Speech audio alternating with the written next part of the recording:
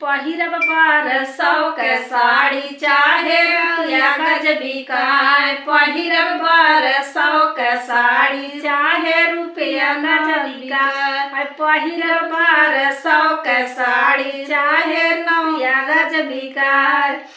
पहिरब ससुर के कमाई चाहे ससुइया जरी बुताए। पहिरब ससुर के कमाई चाहे ससुइया जरी बुताए। पहिरब 1200 के साड़ी चाहे रुपया गज बिकाए। पहिरब 1200 के साड़ी चाहे रुपया गज बिकाए। पहिरब जेठऊ के कमाई चाहे जेठानिया जरी बुताए। पहिरब जेठऊ के कमाई चाहे जेठानिया जरी बुताए। पहिरब 1200 के साड़ी चाहे रुपया गज बिकाए।